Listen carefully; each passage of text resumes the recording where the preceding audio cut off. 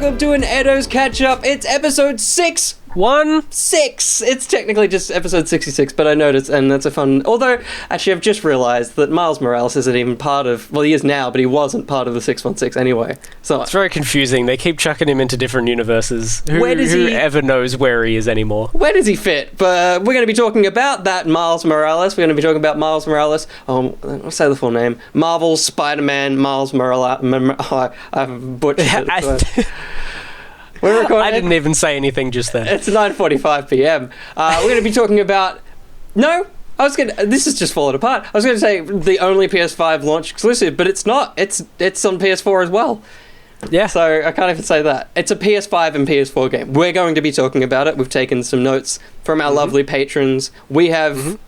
I'd say we have notes, but we barely do. We're just going to talk about the game because we've both played it. We've both platinumed it now.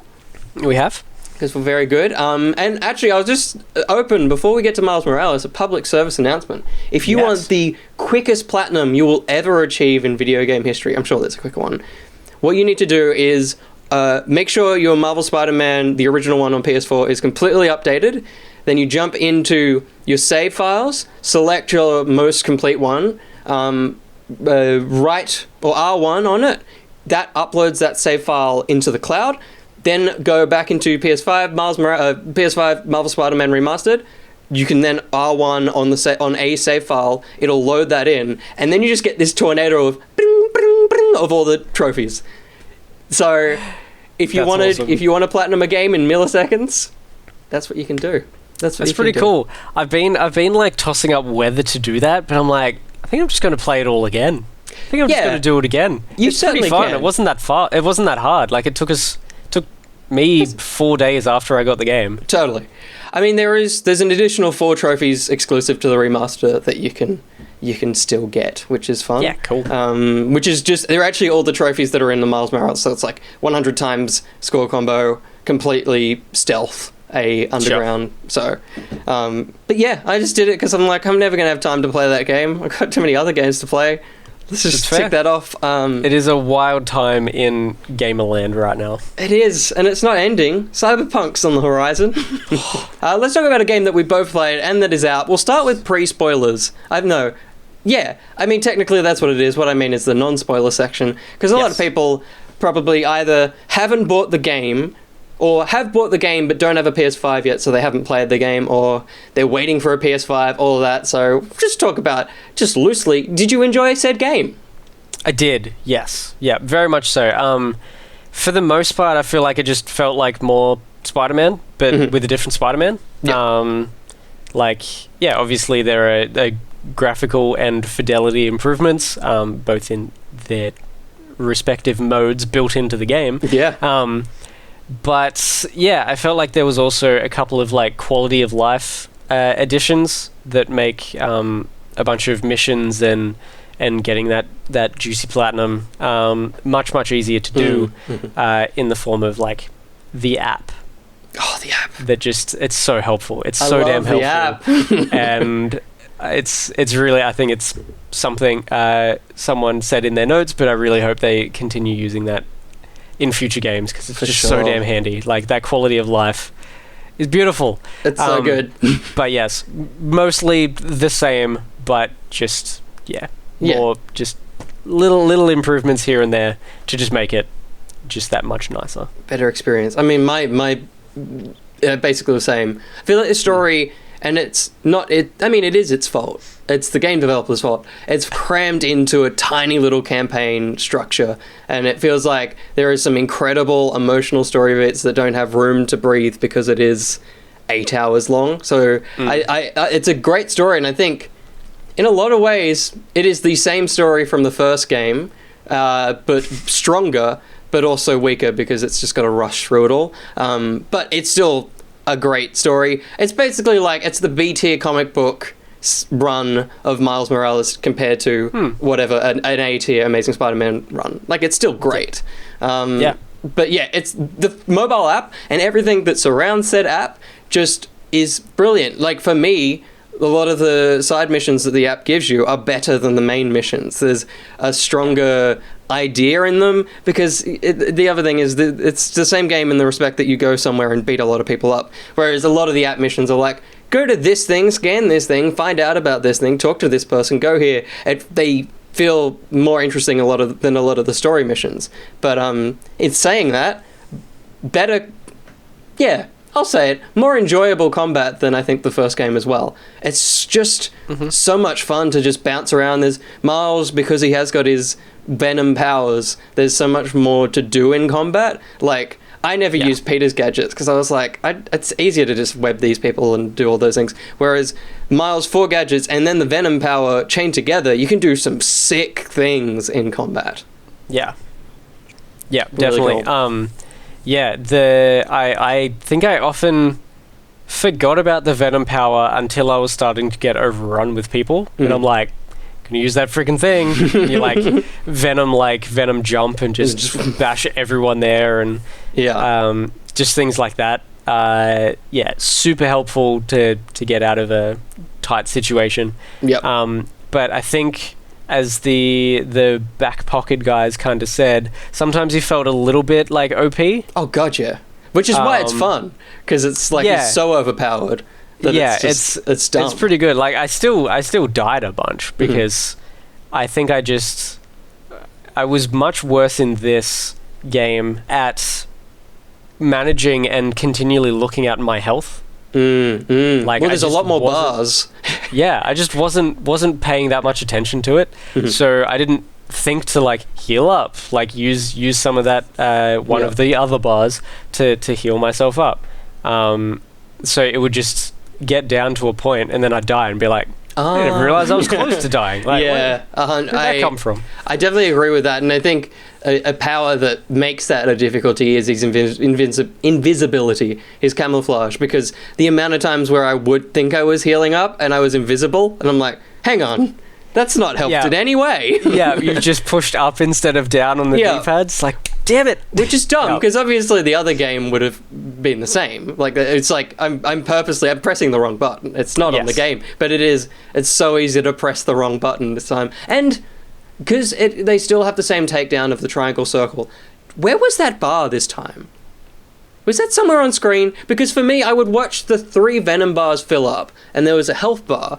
But where the Venom bars are, that's usually where like in the first game, that was your takedown meter. Yeah, it was sideways, in between. So like, there's the health bar, the Venom bar. Yeah, and it was kind of like underneath the health bar, but on the left of the Venom bar. And one of the skill, or a couple of times when you upgrade your skills and stuff, it gives you like an extra charge up of that. Yeah, of course. And it ends up like giving you 3 of them. So there's 3 little bars on top of each other that fill up, and then you know when you've got those takedown attacks. So that's how I didn't notice that until I think I got the 3rd one. Right. And I was like, I can charge these up? Where's the UI to tell me that? And then I realized, that must be it. I mean, that just says how fast the combat is, that I was never it was like, oh cool, I can use it now. Like, you don't... And the whole game is just fast. Like, it just... You get to the end of it and you're like, I don't know any of the skills that I upgraded. No. I didn't use any of the suit perks. Like, I didn't purposefully add any of those, because you don't really need them. It's so OP, it's so unnecessary to use anything. Literally all I used, 2 of them were always the Spider-Verse ones, and then I think I just kept the other 2 as the... I never put any in there. I think I just had the 2 Spider-Verse. I never used the other perks, because I'm like... Because, I mean, that's what I am. I don't touch skill trees and stuff. And that's the great thing about this game, is the skill tree has no bearing on anything, because things are unlocked as you go. There's no path to take. It's like, just unlock the thing, which is what I like. I prefer that, because I'm like, well, at least I know I've got that now. I'm not having to remember all these bits. Just give me what I need when I need it. Yeah. I feel like this is your cutoff point. We're just going to talk spoilers after this point. I mean, the game is short, and spoilers now. And like, the launch trailer revealed that the Prowler is in the game, and I was like, wow, okay, interesting. I would have held off on that a bit longer. Like, I mean, obviously in the way the game goes, I think the second location when you're in the house, he picks up a folder that says Prowler on it. So you know very quickly. But still, I'm like, they did weird things with spoilers for this game. Like, the whole opening mission we had seen, basically, if you'd watched a lot of the trailers and stuff. Yeah, the cool thing, for me at least, was I had forgotten pretty much everything. Yeah, good. Except for, like, that... I watched some of the starting mission. Yeah. So, like, when it was the Tinkerer, I was like, it's the Tinkerer, that's it. Yeah, good. But, like, we've known that. Yeah, and I knew that I knew that, but I had totally forgotten. In the moment. And I was so happy to have forgotten that, because I went into this game pretty damn fresh. Mm-hmm. I didn't realize the Prowler was in it. As soon as I saw the Prowler, I was like, get my phone out and write this note, like, Prowler on the Dad's Case file. How exciting. Right. Like, it's pushing to... The sequel. yeah, something like that. I was like, ooh, he's somewhere. Yeah, it's like, he's working at a train station. Yeah. We see him pretty damn quick. It's like the next thing after you leave the house. I mean, that's a good one to just talk about up front. It's interesting what they did with Miles' story, because at this point now, we've had the movie, like, we've had Spider-Verse, we've had all the comic runs and stuff, and it's interesting, even last game, I think I assumed his dad died in the comics. I thought that was a thing, because I was like, well, that's just what Uncle Ben does. But the game has done that. Like, that's just not a standard Miles Morales moment. His dad doesn't die. Right. So they've already taken a big leap. And then to also then have kind of the Prowler step in an interesting... I mean, it's a very Spider-Man story arc way, but the way he steps in as a parental figure was really cool to have. After, like, Prowler is dead... Prowler is only bad. It's cool to have this very, very tropey Spider-Man character, parental character, but it was fun, at least. Yeah, definitely. And there's a point where his mum finds out, and she's like super supportive, and she becomes just another really great parental guide for him, and like super supportive and stuff, which is lovely. I didn't realize that Jefferson Davis, his dad, didn't die generally in the comics, because I haven't read much Miles before. But that just in saying that, I think this game came out same year, before, like 2 months before. So like we had already played this, and I think I was half expecting his dad to die in the movie. So I was like stressing the whole time. Like when his dad was in the control in the film, in Spider-Verse film, when he's like in the control room watching this battle happen. And he's like yelling out. I'm like, don't say anything and bring attention to yourself. You're gonna get murdered. That's not what he does. It's not a thing. So hopefully Jefferson's safe for the time being. In Spider-Verse, at least. So I mean, I really liked how, I mean, I like the way the identity is handled in this as well. It's a modern take on it, and then through the app as well, just the way that, of course, Spider-Man's a social media figure. Like, why wouldn't he be? Especially this young Spider-Man. It makes sense. I really enjoyed that, and I mean, skipping to the end of the game, I liked the group of people that see his face at the end of the game are all the people from the app.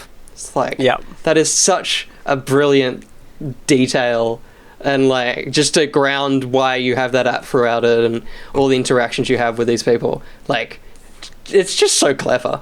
It's so good. It's so good.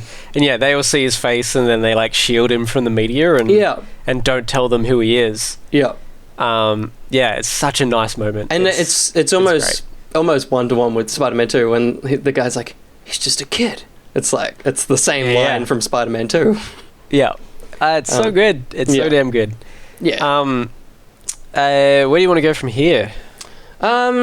I guess go through the story, or I mean, you all know about the opening mission. The opening mission's fun. It's a good tease for what it probably will be Spider-Man 2, which is the ability to control two spider people at the same time, which is really fun. I just was it you that brought up on Back Pocket like a GTA style? GTA 5? Yeah. That would be so cool. You like scope out and come back, and it's just Peter eating a churros on the side of a building or something. Yeah, it'd be so cool. Yes. Absolutely. Because I just don't know what. I mean, we'll get to it because our patrons have given us some good questions at the end of this. But just on Peter, how did you feel seeing the face moving around on a man, the new face? How'd you feel? I didn't find it too bad. I think it took a little bit to get used to it. I'm still not sure 100% if I feel like the voice suits the face. Mm-hmm. It's the weird. face. The face seems young, but the voice doesn't seem quite that young. Yeah, I guess it could work, but it's a bizarre thing. It's like a little bit. I would love to give the game to someone who hadn't played it originally, and if they feel there's something weird, because it's like, it's such a funny thing, because Yuri has played Spider-Man many times, and he hasn't always looked like that, like the original face. It's so weird that because we had spent those 18 hours with that face and that voice, it is jarring. But I wonder if someone who's never seen a voice to the face they wouldn't think twice about it. Like, it is just that back. It's weird. I agree. The face doesn't quite suit the voice, but the face suits the suit. Like, when he's standing there on the rooftop with Miles, I'm like, that is Spider-Man. Like, that is more Spider-Man than the other one. Like, I can see a human being in that costume, which is one of the weird things. The guy in the last game, it's a weird face. I mean, it suits the Yuri voice, but there was something weird about that face. So, like, it was very much. I think we've spoken about this before. It's a like, only since this new face has come out. Yeah. The old face seems like a game, like a video game face of a character, but not like an actual human's face. Yeah. Yeah, I'd imagine 100%. seeing that person's face. Yeah, whereas, and probably because he looks a little bit like Tom Holland, this guy looks like a human. Yeah, pretty much. I like it, and I think, I almost feel like this isn't the one. I mean, and I also don't think the first game is the one to judge it on, because I think both of these, this and the original game, I reckon Yuri was voicing it with the original face in mind. So I feel like Spider-Man 2 will be the one to go, does this voice work with this face? Yeah, it's true. Yep. So I feel like that will be the telling sign. And I mean, maybe they'll make him a bit older for that, because it'll be a couple more years in the future as well. But yeah, totally fine. He pisses off to Symkaria? Yeah? I think so, Symkaria. That's a Marvel place, isn't it? I think that's where Silver Sable's from. Yeah, cool. Because I think that's why he's like, oh, there is this thing, but Silver Sabre took care of it. It was fine. So I think that's where he went. But yeah, that was cool. I part of me expected like a cool cutaway to him, and like, imagine you're playing the game and then it cuts away to Peter swinging through a forest or something, and you do like a half-hour mission as Peter Parker in some in whatever. That would be cool. That was actually interesting. Like, I hadn't really thought about it, but the first Spider-Man is probably the most hated part, which is why they didn't do it, but where they kept cutting away to other people who don't have powers. Yep. And this game doesn't do that at all, so I'm wondering whether they took that feedback on board and they were like, stick to Miles. Don't make him like Genki or something. Yeah, totally. Just I mean, you could get away with being Genki if he was the one that did the stupid science lab mini games on his laptop. You just cut away, and that's the person that you play as to do that. That would be cool. You could get around that way. That'd be so sick. They should have done like little like programming mini games. That would be cool.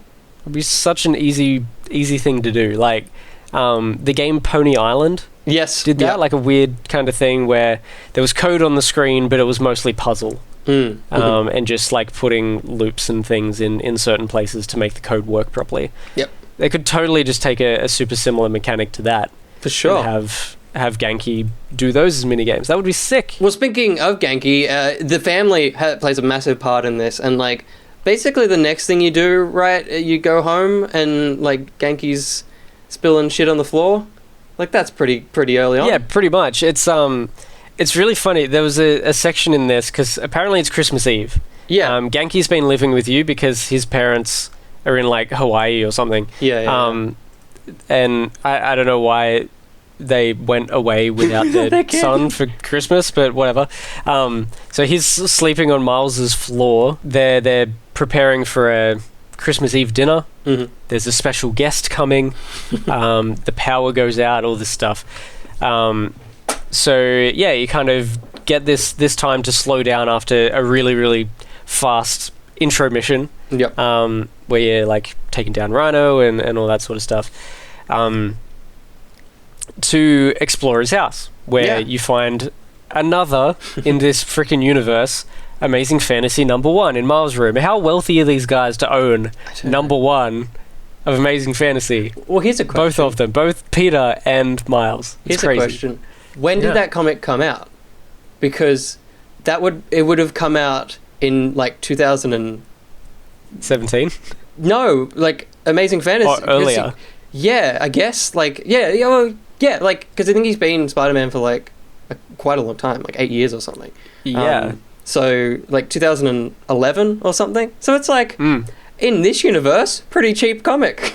I guess it's not too bad. Yeah, that's although fair. it is still the first ever issue of a Spider-Man. Like, yeah. I guess that's the toss-up. It's pretty good either way. This house is basically what I wanted from the first game with like Peter's room. I just wanted the ability to go back and check out like all these posted notes and stuff. Yeah. Because in the that first, would've been sick. it was weird because the first game had a lot of houses that you go in. Like you go into Fisk's like whole dealio and like labs and stuff and Doc Ock thing, but you never go back to the really detailed apartment. Mainly because he gets kicked out of it, I guess. But they make such a big deal out of it though. Yeah. Like in the intro mission, they like show every single thing that they've put in there, and then you never see it again. It's gone. That poor artist. Yeah. That poor artist who like painstakingly made the entire bedroom. They probably paid the Ramones to put a Ramones poster up because that's kind of just a Spider-Man deal. For sure. Yeah. But like it was sick to go around. There's some really cool stuff. I love once Gaggy messes up the carpet, you can see on his laptop that he's looked up how to clean a carpet, and then that's so good. You can go into the bathroom where he's going through the cupboard and talk to him and talk through like what his process is going to be of cleaning the carpet. Yeah. I remember doing that, but I didn't see the stuff on the on the laptop. That's so funny. It's very That's good. great. In this section as well, I found this is the like weird thing that I found here. Yeah, cool. So the mum's phone rings, and she answers it, and Miles is like, "Really, campaign manager on Christmas Eve, Mum?" Because for those who haven't played it and don't know, Miles's mum is running for the mayor of the area. She's gonna be mayor. That's the one. And The future. Miles' mum says, tomorrow's rally isn't going to organise itself. It's Christmas Eve. Why are you doing Miles' mum is having a political rally on Christmas Day. That's true. That's a terrible choice. I would not vote for her purely based on her poor decision skills. Totally. That's insane. Why? Maybe they're What the hell is happening? Christmas. Like maybe it's a Yeah. And then it's a power move. and then when you think about it, like, because you go to the rally, there's a lot of people at that rally. There's a lot of people who don't have families. Yeah, just at this rally. There's a lot of people just hanging out who then get attacked by Roxxon and get attacked by the underground. Yeah, and probably Roxxon because they're just horrible people shooting anywhere they want. Like I'm fine with it, but it is like, oh my god, they managed to find another dual set of people that hate you. Like, yes. I mean, in the last game there was a tri-set because you also had the Margia after you. Like, that's right. It's like, oh my god, and even in this game, no, because the escape somehow there's more escapee rafts in the city. Still. That's right. They're still kind of just chilling there. Yeah. After the opening sequence, it's look. I'm happy to punch people around. It's fine. They're all bad people. Well, yeah. In that opening sequence, Miles has to let a bunch of them go. Because Peter's like, I could use some help here, and they're all jumping into a truck, and he's like, yeah, okay, I guess. Like, he's probably more important. Yeah. So yeah, that's why they get it's kind of cool that they give you that context of like, there are people and like there are escaped prisoners in the city. Totally. I mean, that is one of the best things about this game. Like, I mean, skipping through it a bit, but it's like everything seems to have a purpose in such an interesting and like, it's just. I'm constantly surprised because, and the first game did it as well, there's a lot of kind of things on the map or like in your checklist, there's just things that are locked and you're like, Jesus, how many things am I going to have to pick up throughout this game? And this has the same thing where it's like gradually there's more things, more side missions and stuff to do around. But The thing that I really love about this game, and I've got the main mission list up here, is just every mission basically unlocks something. Like the first mission unlocks your skill tree. The mission where you get the thing afterwards, Peter gives him a gift, you get that suit.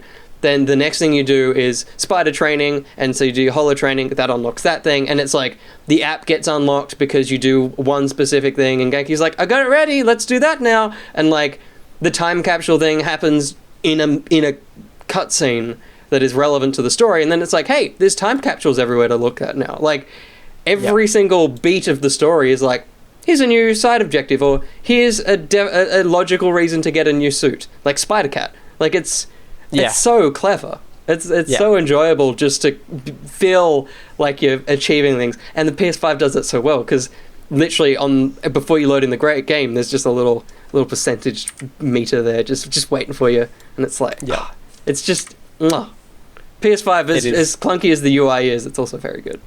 Yeah, it's so good. I was just talking to a mate of mine earlier who wasn't a fan of how much they kept giving you. Mm-hmm. So I guess that's just like, I don't know. It's a choice. His own opinion and stuff. But I guess because it's such a short game, they probably had all these interesting ideas of like, oh, we could have this minigame and this collectible and stuff. Yeah. They're like, oh, we only have like 10 main missions to get these out, so just put them in there. Every second mission, just give them something to unlock. Yeah. Yeah, so like I guess I understand that, but it's driven by the story. They're all so connected to other stories and often unlock more and more and more extra stories. Like it's so cool. Even the trading missions end up telling you about Peter's first battle with Vulture. Yeah, which is a great little reference. It is. It's such a cool thing. Yeah. And that's just the training modules. Yeah. Like, totally. It's nothing, but it's so cool. They're so great. And, like, just, they're great as well because it just gives you more Peter Parker being an idiot. Like, the bit where there's, like, a bunch of hostages, like, everything he says during that is so much fun. Yes. Yeah. He's so made himself the hostage. Yeah. It's so funny. He's great. And like, then, even, I mean, it is a problem with the secret identity, but even in that one, he's like, thanks, Miles. I mean, Spider-Man. It's like, dude, you're making a choice there. Yeah, totally. He could have he absolutely could have just re-recorded that because they pre-recorded things. You're letting that identity out there. Yeah, and then of course you get even more dumb Peter Parker stuff when you do the pigeon catching again. Yes, that was they great. brought that back obviously as a joke, a bit of a meme of the first game. Mm-hmm. And Peter starts almost like a podcast, like a miniature podcast of facts about pigeons. Mm-hmm. So dumb, but so good. I've got to, in my New Game Plus, play that one again, because literally all I ever heard was pigeon fact number 1. Because it's so easy to get the pigeons this time. So for sure. I didn't hear a single pigeon fact, which was annoying. Okay.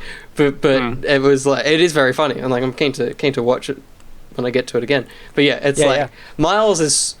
let me go into a bit of combat, but Miles is like... He's faster, but his jump is shit. And it annoyed me every time I held down the jump, because he just jumps a little bit, and like Peter just zipped into the air when he did his power jump. It always irritates, and I know it's because he's younger, more inexperienced, but when he does everything else faster, I'm like, just give me the jump. Yeah, totally. Because you can feel it, like the rumble in it. It's like, and you can hear, like, I think out of the controller, there's like a as your charge as your jump is charging up, and it's like, and then it's like, damn it, come on, what's the point of that? You can barely jump off this building. I will say, it's such a weird thing with I'm holding up control. The weird thing with the controller is, I feel like there's things there, but they do it so softly. I feel like they need to update it, because I feel like sometimes when I'm on a web, sometimes I feel like there is a recoil. Sometimes I feel like I get a sudden, like, it feels like someone's flicking the trigger back into my finger when he flicks out in a web swing. But it's not always, and it's not very intense comparatively to like an Astro Boy or something. Astrobot. Yeah. It's like I feel like there's a lot there. Like even his Venom powers, there's a little bit of a crackle, but it's never violent. And I'm like, I'd love to just turn that up just a little bit more because it feels like the functionality's there, but they didn't give it the full whammy. Yeah. One thing I noticed with that, because I played around with the with the controller when you're swinging, there is a pressure point, like a couple of millimeters from being able to pull it all the way down. Yeah. Where you just put a little bit more pressure on it, and it gives you that feeling of like maybe just pushing your fingers down just that little bit more into your palm. Yeah. But it still does work if you pull the trigger just right lightly to that pressure point. Yeah. So when I was playing it, after playing it for maybe an hour the first time, my fingers actually got pretty sore. I think Pete on Back Pocket actually said that too. My fingers actually got pretty sore of like pulling all the way down. Yeah, so then I just tested it. I'm like, can I just pull like back to the pressure point?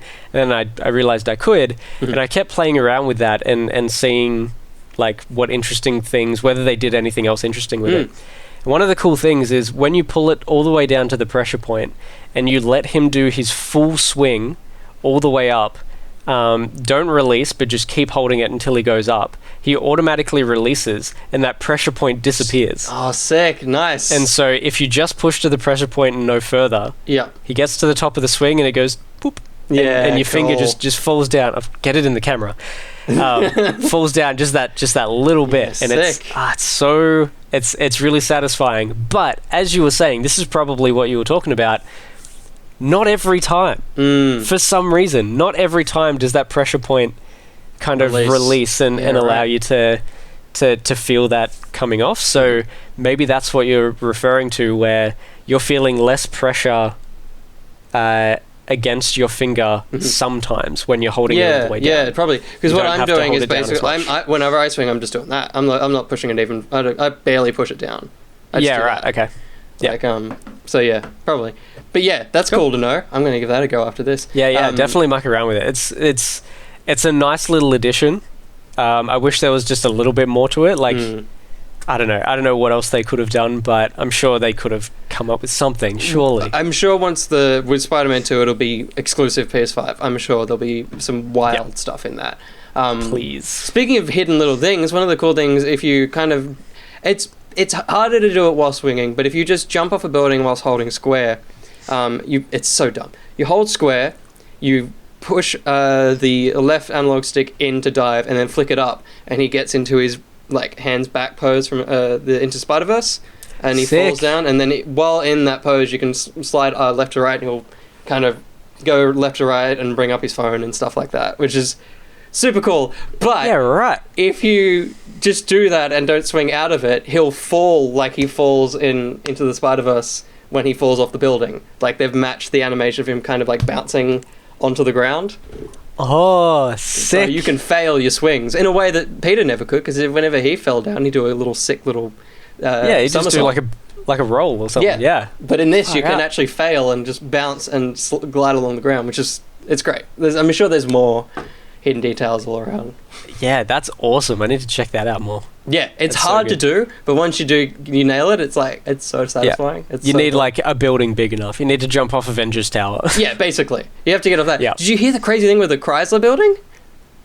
No. That's basically, when it came out the first time, it was owned by someone else. It was owned by someone. Now it's owned by someone else, and that person didn't give them the copyright thing for Miles. So it's in the remastered and the original, but it's not in Miles.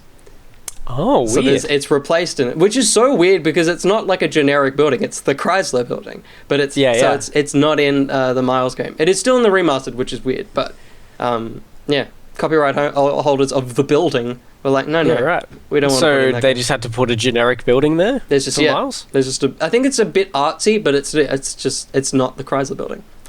Weird. Which is crazy. Yeah, it's crazy. It's very weird. Are we just onto like references and things now? Are we still going, or you know the podcast? You say what you want. We've just been jumping around. Yeah. Just some cool little other like references that I really enjoyed throughout it. When you're riding Rhino, running through the building, there is an Insomniac logo hanging within all the decorations. It's very clear. I think they're jumping, like Rhino jumps basically from a balcony to another balcony, and I think you hit it on the way. I think it uses like this to swing a little bit. Yeah, it's this cool little Insomniac logo, which is nice. The holo training stuff, there's a little cheeky reference where Miles is like, whoa, this tech is next gen. It's like, all right, bit on the nose there. That's pretty great. It'd be interesting if that's in the PS4 version. Imagine it. Man, Pete, this tech is real old. yeah. Pete, why does the fan sound so loud? Oh, that'd be so good. There's also in one of the JJ podcasts, because for some reason at some point, like, Miles changes the podcast's like radio setting that Pete sets up from JJ to this other girl, the something cast, Dana cast, something like that. But at some point, I think occasionally JJ comes back in the suit. It's like, why is he set it back to this? It's kind of weird. But there's one point where JJ mentions the Great Wakandan Cook-Off, which is just such a funny, dumb reference. Because it's like, obviously, you've got the Great British Bake-Off and all that sort of thing, but the Great Wakandan Cook-Off is just such a fantastic, dumb little reference to, like, a real thing that exists. It's also weird that... Because the first game, the only thing other than Avengers was Wakanda. That was the only other, like... Marvel thing. It's interesting that they're so obsessed with Wakanda. Obvious reasons for this game. There's reference to, there's a street called Bosman Street, and also in the credits a tribute to him as well. Nice. So that makes sense. But it is interesting that Wakanda is there. Imagine if they do an open world Wakanda game. Oh man, you do some. You go from a hub world across the globe as Black Panther. Oh, that would be so sick. Hell yeah. Speaking of little tributes as well, just super quickly, there is a tribute to Stan Lee in one of the trophies. Is specifically go to this statue of Stan Lee and pay your respects or whatever, which is cool. It was very nice to see him in there. I felt it was a really cool moment because it says whereabouts like it is. I didn't look up where it was. I just swung through streets until I found it, and it was such a sick moment because I swung past and I was like, oh shit, there it is, and like swung back. That's weird. Swung back to get to it. It was a cool moment because it is the kind of thing I usually would look up, but I'm like, let's just find this. They gave us the area of the map, so that was really cool. Oh, did they? Yeah, in the trophy, it's like the statue in memoriam in this place. And so it's like that quadrant, that kind of... cool. Yeah, nice. I didn't even think of that. I was just like, no, I just want this platinum and I'm just going to move on. I Googled Miles' dad's grave. I was like, I'm not finding that shit. There's just so many. Yeah. And then... when you had to go find Ben's, Uncle Ben's grave in the first one, there's just... It's a full gravesite. And that's like, the funny thing. Like, because it's like their graves are there, and Aunt May, spoilers for the other game, their graves are there, and his is like just directly behind it. So it's like, they did try and help. They put Miles's, Jefferson's grave just behind theirs, but still, I googled that shit. I was thinking, did you see Uncle Ben's grave and stuff? Like, yeah, I went. So they're still in Miles. Like you can go and see where it says. That was my reference point. Was someone was like they're there, and then just go behind them, and there's Jefferson's. Yeah, sure, cool. Yeah, nice. So they're chilling there. You can't do anything. You can't talk to them. So whatever. Yeah, that's cool. It's not really a reference, but I mean, it kind of is because of how unimportant they are. But Troy Baker is in this game, and it's probably the most disappointing thing about this video game is his character. The guy that leads Roxanne. He is a character in the comics as well. Yeah, it's so unimportant. So he's like it really is. He's a Z tier Iron Man villain as well. He's like because Miles has got such a tiny scope. Yeah, right. Of villains, they pulled him in, and it's like if you were gonna get Troy Baker, at least do something with him. Like give him a cool character. Like you've wasted him now. It's not like it's not this character's not Norman Osborn that will go on to be someone. It's like no, he's just this. He's just a businessman. And he's also... That's who he looks like. He looks like Brendan Fraser. He's got the sunken in eyes and like high brow and all that. Like, that's who he looks like. But it's like, even that face is that would fit better with the other Spider-Man, because that didn't look like a person. Every time he was on screen, I'm like, what the hell is that thing? Out of all of the characters, like the awesome detail they put onto characters, he was just so bland. Yeah. Just everything about his character, other than like the performance, because of course it's Troy Baker. He's going to give an amazing performance no matter what. But just the writing, just his, like, he looks almost previous gen. Like, it's just so undetailed and uninteresting to look at. It's just such a weird, like, it was so unfortunate. And to the point that we don't even know what his name is. Like, in my head, I'm saying, we don't care. I'm saying Aldred Killian, which says a lot about what his character is. Totally. It's so irrelevant. And in the same way, it's so irrelevant, the game's still good. Just like Iron Man 3 is still great, even though he's so basic. I mean, I don't know who you would put there. It is, and this is what I was saying before, that it is the same story. Like, Tinkerer Finn is Doc Ock. He is Norman Osborn. That's the dynamic they've replicated there. They're both scientists. There's deaf. There's all that. It's like, it's exactly the same dynamic as the first game. But, God, I just wish there was like an extra 2 hours so I could care about Finn. Because that would have just made this game so much better for me. Because I just did not care about her in any way. The writing in this game is very corny, and it is, Spider-Man, it's a comic book, it's fine, it is. But their relationship is so, like, just A to B of, like, not just a Spider-Man trope, but like a teenage romance friendship thing. Like, it was just so uninteresting and uninspired that I'm like, her end sacrifice was like, oh, that's like, I was like, oh, that's a shame because I wanted to see more of her. I wasn't, that's a shame because she's a great character. I was like, oh, I kind of wanted more from that. Like, you want to like and know more about their relationship. And now it's over. She's blown up. So it's like, I guess that's it. Unless she's like female Electro from like the comics. Imagine she comes back. Great. That would be pretty cool. Yeah, that would be awesome. I was half expecting her brother to be Electro at some point. Yeah, totally. Or like some version of it, because, you know, he gets electrocuted to death, basically. I totally agree. In playing the New Game Plus, which I down difficultied just to get through it so that I could move on, because, as we said before, right now is insane for video games, so I just needed to get through it. I'd already played the whole thing on a harder difficulty, so I'm like, I don't care that much. But she really doesn't turn up all that much. Like, there's maybe, I don't know, maybe like 4 main story missions or something where you see her. Like, there's not much at all. It just it goes by so quick. But I really liked seeing like the flashbacks and seeing them together when they were friends and stuff like that. That was really nice. And as you were saying, like, it would have been so nice to flesh that out more, to care about her more. But yeah, I guess, like, in saying, I guess they had a limited time, but did they? I guess they needed to push something out for the launch. Look, this is skipping to the... I'll say more at the end of this, but it is so likely that this was a DLC, and then Sony were like, hey, we're working on the PS5. Do you want to just make it a video game instead? Like, there was probably going to be 4 DLCs for Spider-Man, Marvel Spider-Man, and then Sony were like, hey, there's another console. Just put it on that. And so they just picked it up and did that. Because if it was a DLC, I would have no complaints. Because, like...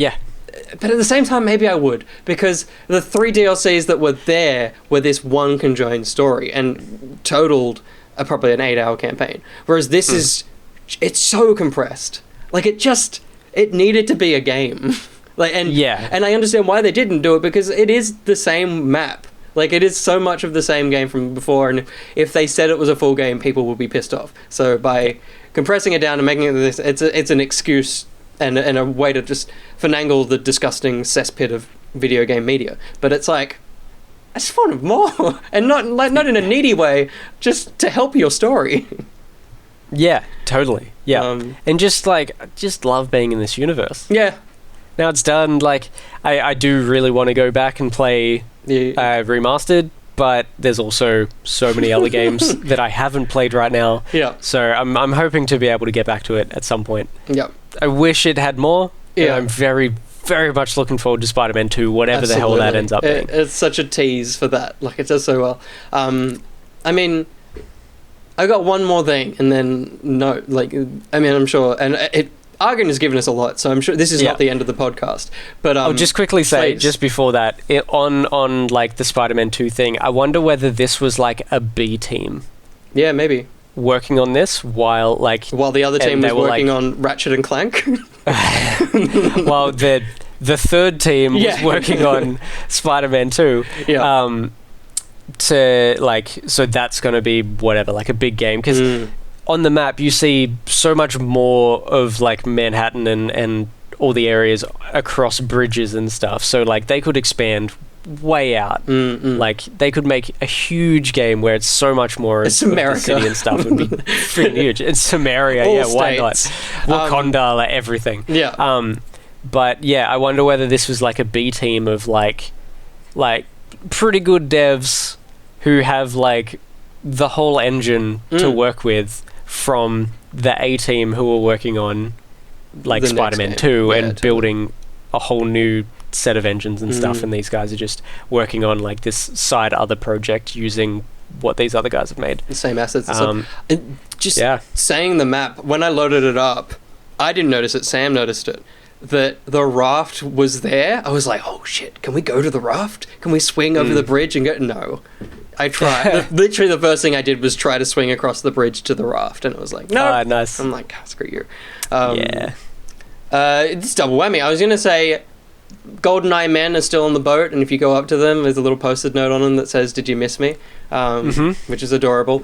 And the reason I say double whammy, photo mode in this game is just like next level. Literally all it needed is Ghost of Tsushima's live photo thing of being able to play the environment at the same time as and like add some particles or something. If you added that, because the thing that impresses me, first off, the fact that you can put lights in there is just mind-blowing and an amazing feature. You can put 3 lights, but you can also, in the way that like Horizon Zero Dawn I think did it, and so did Ghost of Tsushima, you can rotate the world, like the sky map and the lighting and all that. You can do that as well. Sick. And just take all the ambient lighting out as well, which is really fun. Okay, cool. So there's that. But the thing from a real deep technical standpoint is there is an aperture which you always have where you can blur out the background and pick your focal distance. But there's an additional one which is near focus. So now you can control how out of focus, I'm holding my hand to the camera, how out of focus my hand is. So if you know, which is something that I did a lot of, because it adds so much when you can put something in the foreground that's really out of focus, and it just adds a lot of depth to your photo. Nice. And yeah, it is just such a good photo mode. And on top of all of it is you could change your suit inside photo mode. So if you go, I want a different suit in this photo, yeah, it's so cool. Like, it's such a great feature. And you were also saying that they automatically change to fidelity mode for that. Yeah. So you'll always get your sexy reflections and all the rest of it. The thing that I haven't tested yet is whether it would still be a 1080p photo, but with all the reflections, because obviously the performance mode switches the game into 1080p. So I don't know. Although maybe it's still broadcasting in 4K, but it's just down-res to 1080. So when it applies the fidelity mode, it's still 4K. Like, the game's assets are down to 1080p. But the actual... I don't know. But, yeah. Well, for you, just quickly before we get to Argon, basically. Did you play the game on performance or fidelity mode most of the time? Mostly performance. So started in fidelity, mostly because that's pretty. The default. And it was a pretty thing. But like I'm not all that much of a visual man.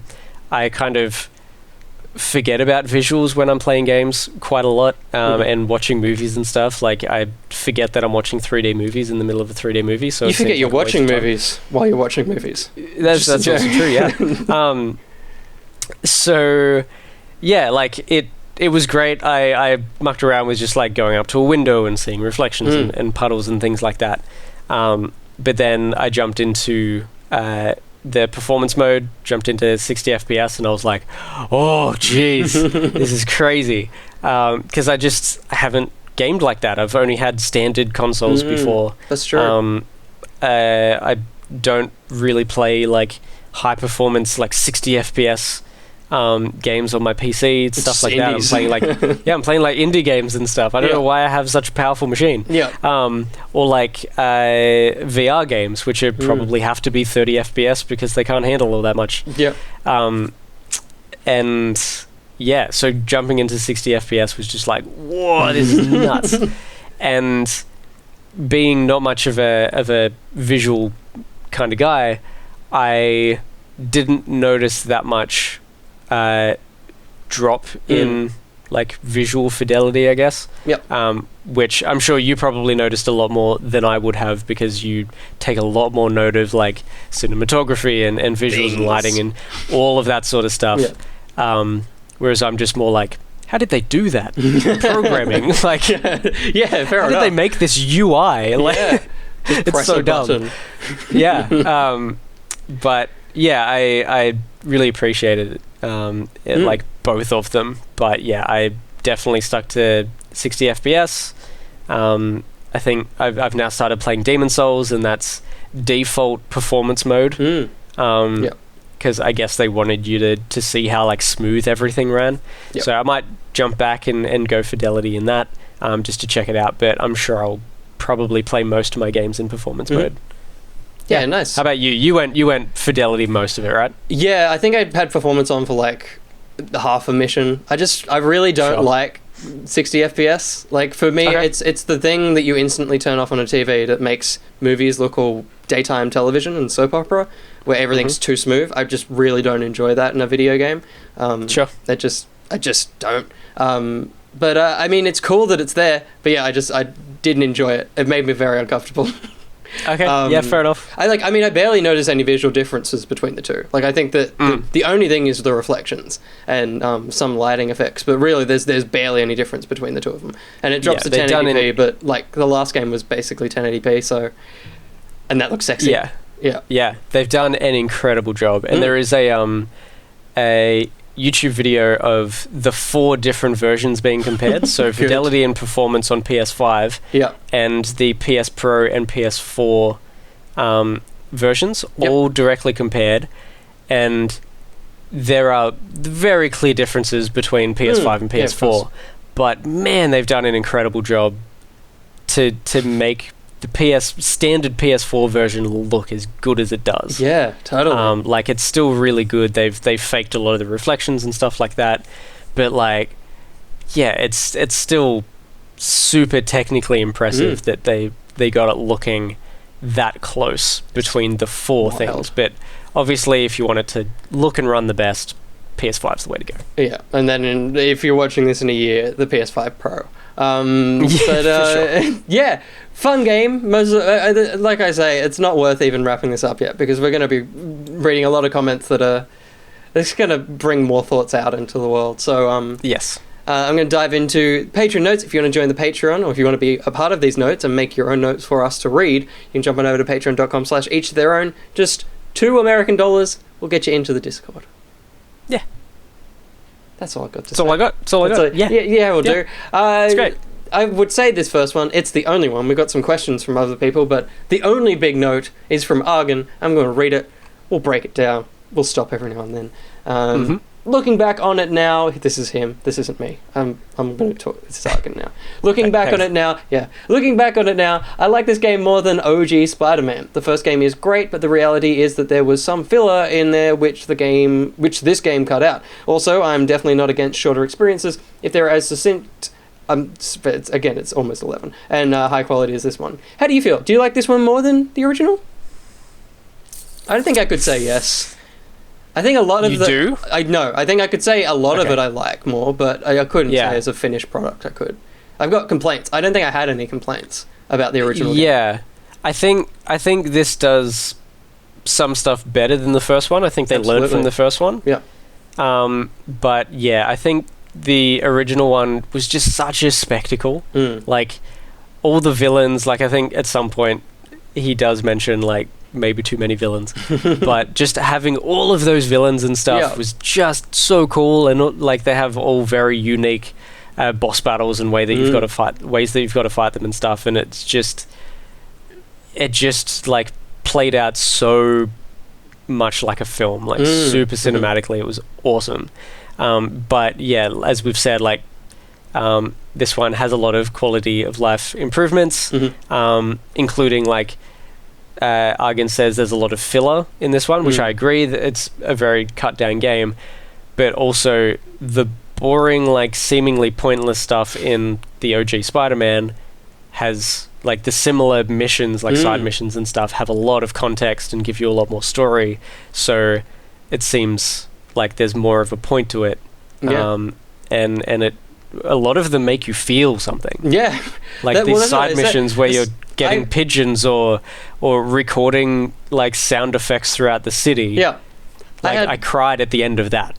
That one. I was going to say, Like, which one that- did you that was cry the in? tear- Because I was like, well, I thought Yeah, it would have the been the teary dad one, which is the one that got me when he first opens up the... It was that one. Sorry. Okay, good. Sorry. I was going to say, I Unk was isn't like- that sad. Yeah. Because the uncle one was like talking to the dad, and for some reason I thought that The same there was a thing, yeah. recording of the dad at the end. But yeah, it was the collecting the postcards. Yeah, that was amazing. Argon does mention this as well. But for me, the way I did it was I think I had like 2 Prowler missions left to do after the game. So I'd finished the main campaign. And you don't get this scavenging quest until you return home after the game finishes. And so it was so cool because I knew that I had one final Prowler mission and one final Dad mission, and I just synced them up to happen next to each other.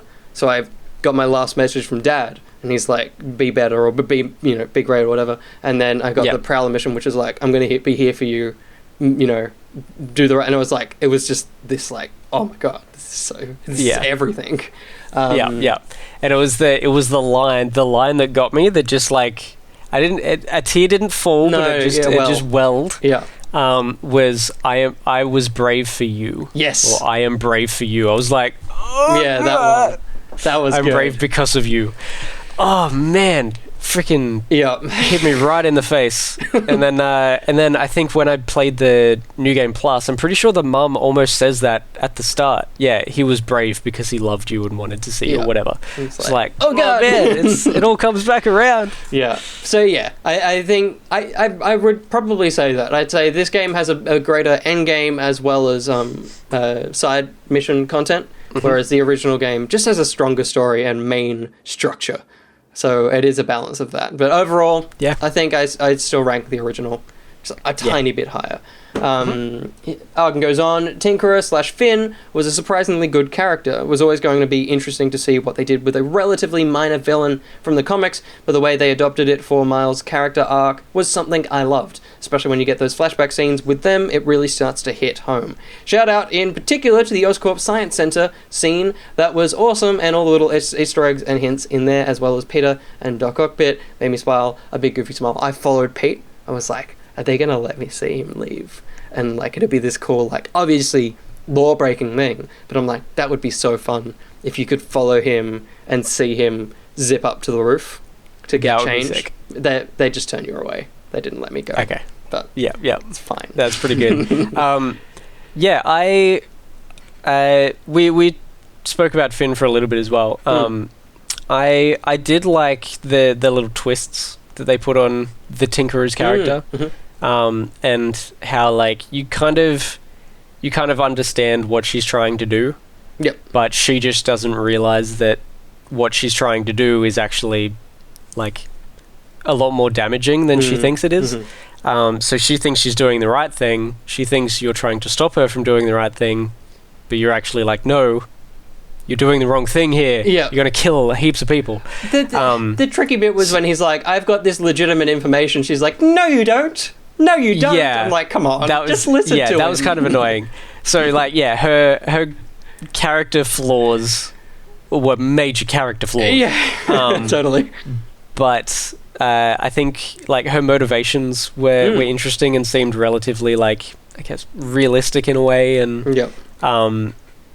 yeah, like, I enjoyed that. For sure. That part of her. But also, yeah, the Science Center, loved it. Got huge, like, Last of Us 2 vibes. 100%. Yeah, because when you walk in, it's like the underwater section and he's looking at it, and it's also like broken down. Yeah. Like it's like there's posters like half torn down and stuff when you first go in, before it jumps to the flashback. And yeah, it's like there's that, and then it goes to like a space section, and I'm like, we're gonna see dinosaurs soon. Yeah, like what's going on? There's so much bloody Last of Us 2 vibes in that. The Prowler storyline was good, while Aaron's motivations didn't always make a lot of sense. For the most part, it was a good way of adapting Miles' most famous nemesis. Not to mention that the sound sampling was my favorite type of task to do. There's an exclamation mark at the end. Also, I finished these tasks literally right before his betrayal and fight. So was wearing the suit he gave me that's sick, right at that point, which was one of those super cool emergent game moments. I even took the suit off just afterwards to stay in character. That's sick. That's a really... Isn't that sick? That's a cool When I read moment. that, I was like, that's such a cool, like, self-imposed RPG moment. Yeah. Continuing, also I'm glad all these Spidey films and games are starting to do away with protecting his secret identity from those closest to him. It's believable that they'd find out at some point, and I'm glad we're starting to treat these side characters as intelligent and believable humans. That's a great way of looking at it. I mean, it is a thing. Like, we've both read those first ever Amazing Spider-Man comics. You're like, everyone's just an idiot. It's not like he's keeping it secret. They're just stupid. Like, so that's a really good way to just be like, yeah, no, people are smarter than that. Yeah, and I feel like they started doing that in the films, like in the MCU, straight up. Iron Man's I am Iron Man. I'm Iron Man. Like, these people probably aren't going to believe this script that you've given me. That and like one of the reporters, the girl says that she's like, "Do you really expect us to believe all this stuff?" They got rid of that way early. And we've talked about the fact that I love all the side characters. It's such a great friggin' thing at the end when they're all there. Guy still has a construction hat on. I don't know why, but I guess it's just to make sure we know who it is. There it is. There's the name. Only main disappointment is Simon Krieger. Dude is just generic AF, and it's so indistinguishably Troy Baker playing a bad guy for me that I couldn't take him seriously. Troy's performance is great as usual, but the character wasn't interesting enough to set it apart at all. Yeah, totally. There's nothing more to say. It was just disappointing. Yeah, we went through that already. I was legitimate because I edited the playback for Back Pocket. I was legitimately sad when it was Troy Baker. I was like, oh, not why him? It could be anyone. I was really disappointed. Curious to know your thoughts on how they'll approach the next game. Here we go. It's clear from the post-credit scene that it's going to directly tie in, but that obviously creates a couple of questions. First off, though, interesting that the post-credit scene was more Venom. Like, that was a shock to me. I didn't think that they would put that in here. I thought that what we got in the end of the original game, I was like, yeah, that's enough. Venom or Goblin? Well, he's Venom in the... Goblin is on the outside, but Harry is turning into Venom. Like, he's got black Venom swirling all around him. Yeah, right. I don't think I paid enough attention. Yeah. I just assumed that, like... Because Harry also has a bit of the Goblin crap. Yeah, the whatever Amazing Spider-Man called it, the Osborn curse. Yeah, that crap. So I'm like, what's he gonna be? Kind of thing. Like, I just assumed he's gonna go Goblin. But people have assumed symbiote. That's what I've heard. I mean, I feel like the big thing from this post-credit scene was Kurt Connors, which was cool to hear. It's like, okay. Yeah. So we've got Goblin, Venom, and Lizard for the Spider-Man 2 then, probably. That's probably our set. Maybe Carnage or something. Great idea. Questions? Should we do them? Yes, let's do them. So the first one is, are we swinging through the same New York again for the third time? It was different enough with the setting of the game that I was fine with it, but it's going to get stale at some point. My just gut reaction is that it'll be a Spider-Verse game, and then they can still use the New York, but just have 4 different versions of it that are really different. Like, because it is just a thing of like, well, where else do you do it? Like, you just, like, I mean, Far From Home has shown that you can set a Spider-Man thing elsewhere, but I don't know if a video game, especially because it is an open world video game, if they did it differently, I don't think it could be. Or you'd have to have it'd be like Tomb Raider or something. You'd have to have little hubs that you kind of...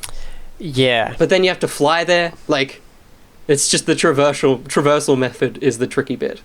Yes. Yeah. It's so hard to know what they're going to do, but... I'm sure they're stressed. Yeah. You're like, what do we do now? Yeah, but like I was saying, like there looks like there's so many places outside of that area that, like they could expand out to the islands surrounding it. There's so many bridges that you can't cross. Yeah, totally. But they could totally just allow you to go over there. But yeah, it's just so unfortunate that such a majority of, especially Spider-Man, is just New York. Yeah. The entirety of his life is set in New York. Yep. So it's like, what are they going to do to make the map more interesting? I wonder if they would go that hard of like, well, this one isn't an open world game. This is a Last of Us. Like, this is now, we're going hard into story. Because I guess the other thing of that is like, well, what else do you collect? You've already collected all 76 backpacks and time capsules. It's like, well, what else are we going to put around the map? All right, we'll get rid of that. And it's a story game where you don't do that anymore. You collect little artifacts along the way, but it's like, maybe they do that. Maybe that's the solution. You could do a basic... It's kind of like The Last of Us. You could almost have, if they do, and that is a question, and yes, Spider-Gwen, she needs to be in the next game. You almost have 3 different stories at the start of the game, and then the last act of the game is set in New York, where you then have access to all the Spider people. So you have a Spider-Man, a Miles, and a Gwen story, and all of those coalesce to the big thing that has to be in New York only. And then, so there's 4 acts to the game. Maybe you could do that. That would be cool.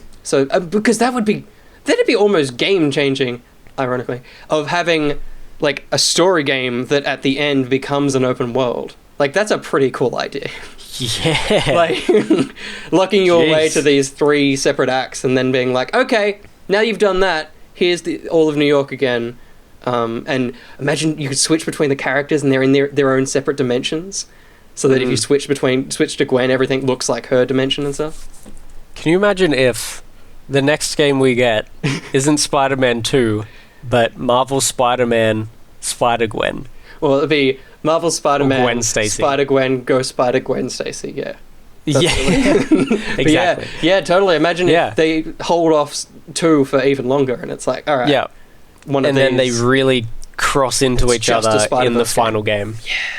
That would be so What if they just keep... What if that's the DLC for this game, is, like, Spider-Gwen and Spider and stuff, and they're smaller, but they are... Yeah. Maybe that would be pretty cool.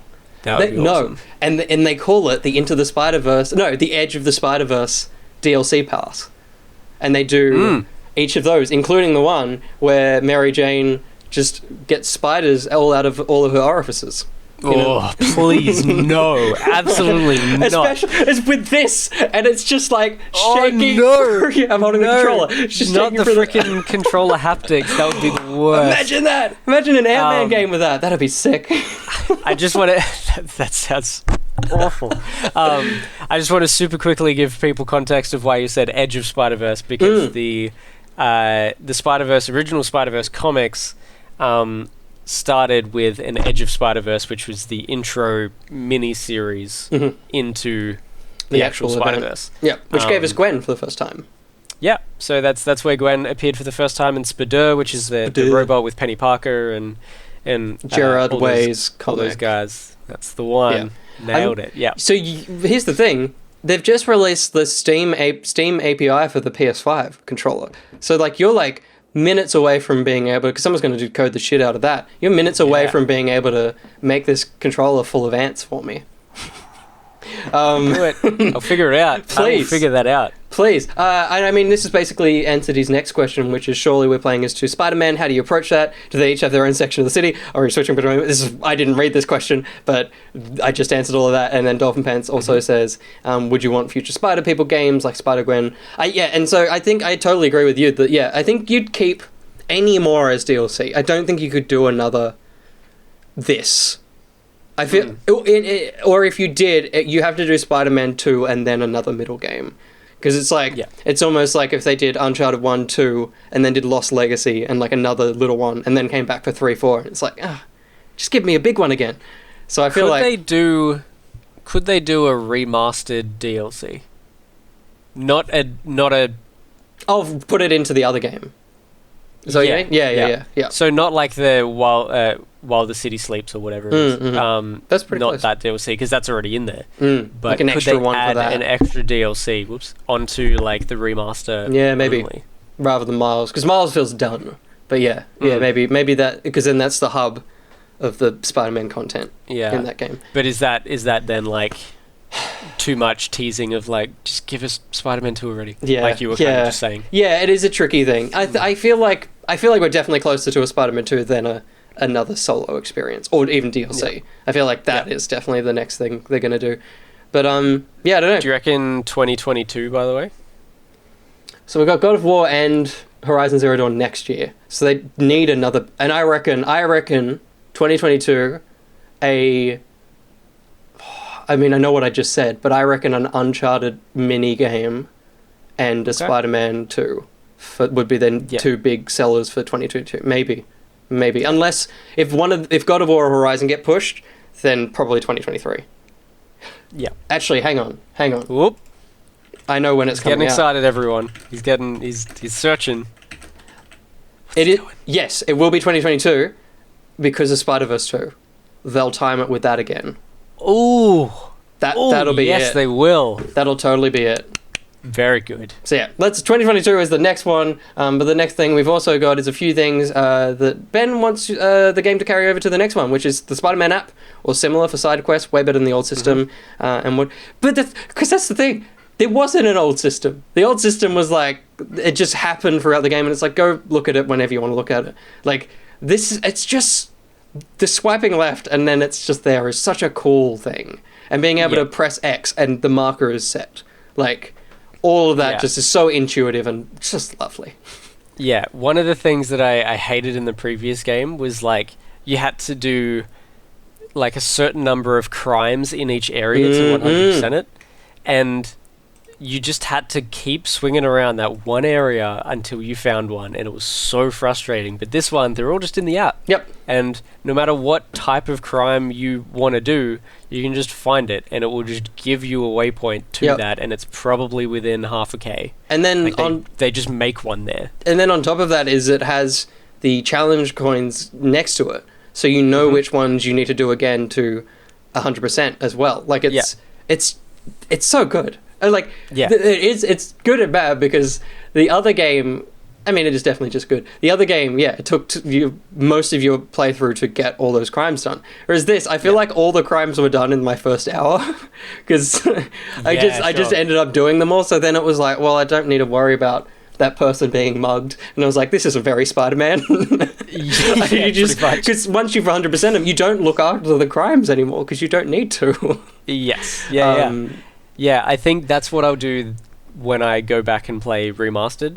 Every time I see a crime, I'm going to go do it. There's so many times I ignored it the first time, and I had so many crimes to do at the end that was the grind to get the platinum, was doing these freaking crimes, and I was so sick of it.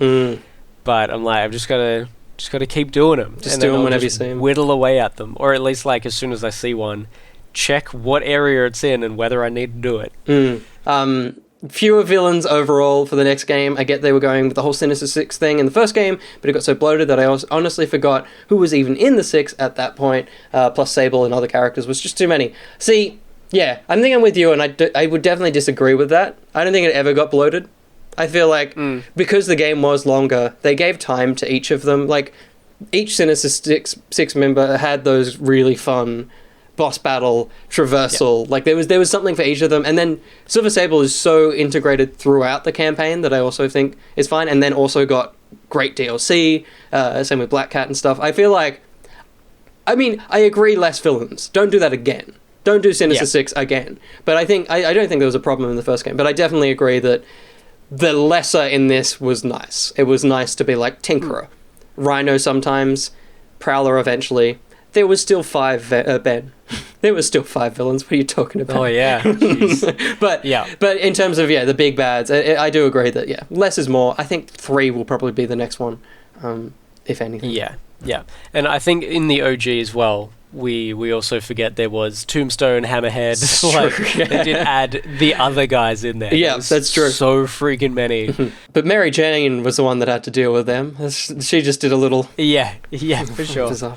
But it's something that I'm glad that I hope they won't carry over is those missions. They can leave. If anything, I feel like less human missions, because sometimes I go back to playing Miles and I'm like, oh god, really? Like. And it was a good story beat, but the bit where he has to go over the crane, I'm like, just start me on the crane. Why am I walking up this building? This is taking so long. Like, I hate this. Purposefully walks slower and climbs things slower so that she doesn't realize that it's him. It's like, so there's a point where he's like, make it look real, and then he stumbles on the top of the crane immediately. It's like, this is just slowing me down, man. This is like Batman Arkham games where he just starts, Alfred. I'm like, God, no, don't put your finger there. Don't do it. Just a slow walk somewhere. It's just the worst. So, I mean, less of those would be nice. Look, if you had 3 spider people, I feel like there'll be a lot less time to be human. I feel like a lot more of the plot will be them suited up. The last question actually comes from Emerson, and they ask, which were better, Pete's hidden backpacks or Miles' time capsules? I would say the time capsules. Hidden backpacks. Actually, no, hidden backpacks. The time capsules are a little bit more obscure. There's definitely references hidden within, but all the backpacks were like, this is this story arc from the comics. And I'm like, that's cool. Yeah, cool. Okay. Whereas, I never really looked into the items of the backpacks or the other stuff. Yep. It gave a little bit more context to their relationship, which was cool. That's a good point. But I've also found they were almost more puzzles to find the. That's a good point. The time capsules, because they were literally hidden somewhere. So you would have to go up to something and figure out how to lift up an object or whatever to actually get to it, because they've hidden it somewhere. And there's a bunch of context as to why it's hidden in this particular that's a good point. spot, and so it just adds a little bit more story to it overall. So I kind of like it purely because, again, there's more story to it. They everything has context, even individual little time capsules and why they're there. Yeah, I totally forgot about that. I couldn't tell you.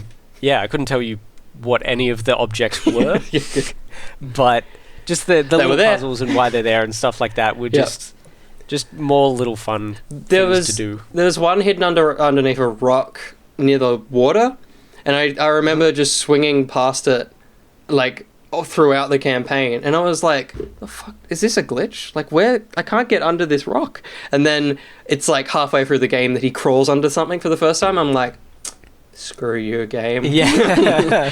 Okay, he crawls. Because I was like, I couldn't remember, because there's one part of the map where in the last one there was a backpack that was underneath something. And it looked like it was a glitch. But it was actually if you went out, it was actually a bridge. Do you remember that one? And it always used to break it always used to break my brain because it was flat, and I was like, well, how the crap do I get there? And then you'd go around and go, oh shit. That is the most annoying freaking backpack location. Because you're on top of it, but you have to go half a K this way. Yeah. Then basically go through a tunnel to get to the. Yeah, so I'm glad we both remember that. Yeah, actually, I mean, I completely had forgotten how much more there was to the time capsules. I'd say the items, the physical items of the backpacks were cool, because they were comic references, but the story and mechanic of the time capsules were good. So combine those, and then we're good. Yeah. Good stuff. And I think we're good. I don't think there's anything else to say about this game. Yeah, I'm just having a look through, because I've been deleting my notes as I've said them all. So I'll super quickly just run through them. Genki's developing a video game, which is just a cool little, like... I thought we were going to play it. Bunch of jokes. Yeah, I thought we were good. Because he said at the end, he was like, "Oh, I managed to get it working. You should stop by and play it." I'm like, sick. That's going to be a site? No. Nothing. Yeah, unfortunately not. The part where Miles goes invisible for the first time after blowing up the energy thing on the bridge. He goes invisible for the first time, and then, like, he swings away and then complains about Roxxon and has no freak out about the fact that he just turned invisible. That's a big issue with this game. There's a lot of that. yeah. There's just a whole bunch of him not really being that fussed at all, or worrying about, I don't know, the fact that his uncle's the Prowler. Yeah, or his best friend. He can change his physicality on such an intense level. Yeah. Naturally. You know the bit that trips me the 2 times that we've played it now is the bit where he's like on the bridge and he's like, "Gaki, Finn is the Tinkerer. I can't believe I missed it. I should have paid more attention." I'm like, what the fuck do you mean? What about her coming to dinner made you go, "Oh, that's the Tinkerer"? Like, there's... Yeah. What were you worried about? What did you miss? Yes. Yeah, for sure. Yeah. Last few extra things. The little controller disconnected guy is Miles now. Good. Like, it's just a little Miles. It's so cool. Cute. The fast travel seems more feasible now because of the SSD and stuff. Like, I think I used it a lot more in this game. Not heaps, but much, much more, especially when it's like, this thing's on the other side of the city. I'm like, I'm not doing that. Especially getting... Yeah, and especially just going around... like platinum it, collecting everything and stuff. It's just like, I'm just going to go to the nearest train station because it'll take me 2-3 seconds to get there instead of a 30-second animation of... But I do like that they still did those animations for the PS4 game. There's new animations of Miles flipping in a train and doing fun stuff for the PS4 edition, which is good. Nice. Yeah, that's cool. There's speaking of Miles animations, there's a idle animation when you're just standing there of Miles like beatboxing to himself. Good. He's just sort of sitting there, like, I think he's perched up, and he like puts his hand over his mouth and he's like and he's like kind of trying to like come up with a song and stuff. Yeah. It's very, very cute, very Miles as well. He's very into music. I like his pressing square on the footpath. He still does the finger guns, but they're electric. He goes like that, and then they spark at the tips. That's cool. And then cool indeed. And then the other thing, it's weird. He still does like the wave and stuff, but the other thing he does is a little samba, does a little salsa thing. Just does that. Oh, okay. Which is cool. Which I guess is to his Spanish culture. There's a little bit of that, which is nice. I never picked up on that because I just went and like the only times I would walk around would be to like walk up to someone who has the little square button to push, and they interact with them and like fist bump or whatever. But yeah, I didn't like kind of walk around and have a look at his little emotes. So yeah, they're pretty cool. Check that out. And final one is right at the end, like basically the big climax of it, as Miles is falling out of the sky after he's released all of his energy from absorbing everything from the power thingy. I was half expecting Peter to swing in and catch him. Like a Hulk in Avengers moment. Yeah, or the Prowler. Yeah. To like kind of jump in, save the day last minute.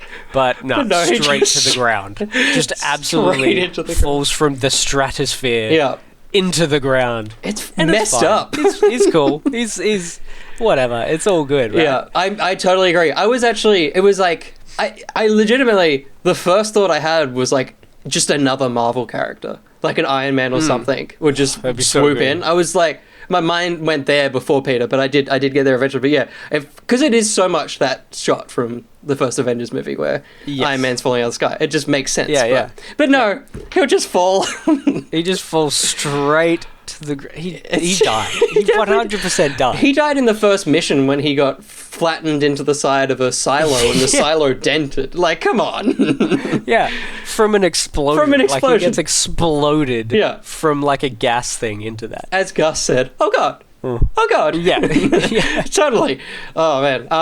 And speaking of the end, the music in it, amazing. The same composer returns. I assume he had help, because from what I saw of him playing the piano for the first game's theme, I feel like he's not up on DJing. Maybe he is, but it's